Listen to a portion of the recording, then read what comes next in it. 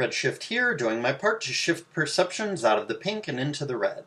Hardship breeds strength, and thus the war on whites will weaken whites as a whole, but the whites who intentionally stay white will develop an own group preference again, and will start working together, and living together, and training together, and planning together, and everything else, and thus they will gain in strength. They'll gain in wealth, they'll gain in wisdom, they'll gain in cohesiveness, they'll develop their own culture, they'll teach each other how to fight, how to code, how to do PR, how to invest, etc., etc., etc. And they'll get stronger because of that. And that'll be a good thing. So the war on whites will be both good and bad for whites.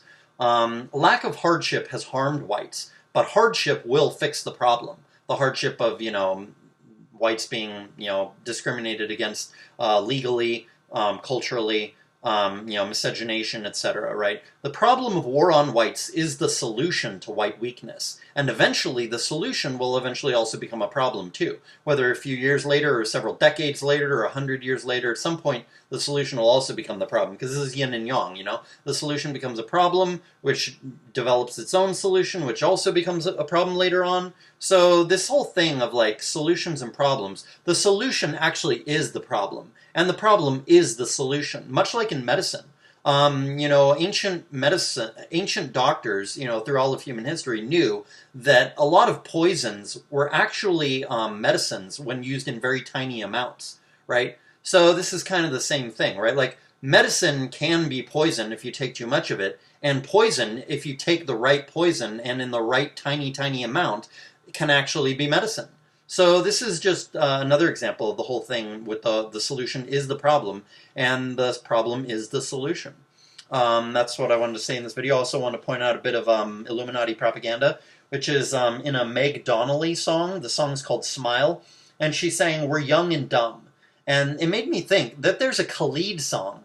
Khalid is a black guy. He's a singer who they're promoting a lot these days. He's had quite a few songs on the radio and on MTV and stuff. And he had a song that was in the chorus, something about being young and dumb, right? We like him or his friends or that generation or something. They're young and dumb is what the song was saying. I can't remember the exact words, but yeah. So when I saw it in this music video, this song saying the same thing, this strikes me as either she was ripping him off, or probably more I shouldn't say more likely, just as likely, is that they're trying to the elites are trying to promote this idea of it's okay to be young and dumb, right? Because there's so much information out there these days, on YouTube alone, not to mention all the articles and everything else on the internet. You can red pill yourself super quickly these days, right? I have gotten more red pill knowledge in just the last 3 years than I have gotten all through my life before that, even though I've always been a ruthless knowledge seeker, right? I've always been obsessed with knowledge. Even though I was a big fiction reader, I always wanted to know the truth, but I was big into religion, so I'm sure that held me back from learning a lot of things, because I was always trying to find out what's true in religion and philosophy, right? So that prevented me from looking into what was true in terms of politics and psychology and things like this, although I did look into that a little tiny bit. But my point is, even if I had an interest in politics and all this kind of thing, it could have taken me 20, 30 years to learn as much as I've learned in the last 3 years on YouTube, right? So all this information is there and easy to learn, right? So you can red pill yourself extremely quickly. You can red pill yourself on the JQ just by watching 2 or 3 or 4 videos. You can red pill yourself on MGTOW by watching, all of Coltane's videos, maybe, 10 or 20 TFM videos, maybe a few videos of mine,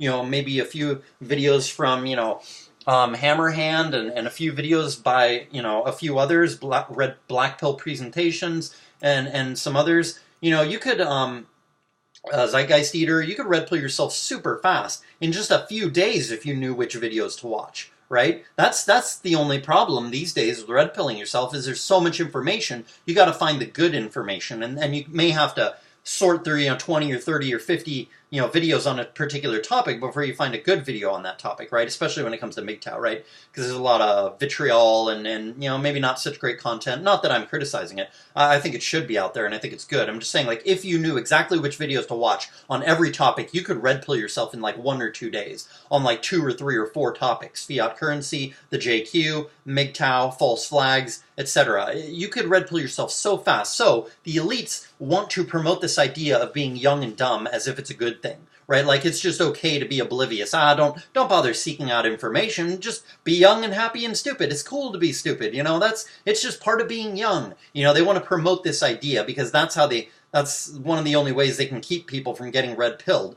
other than out and out censorship, flat out censorship by banning channels, right?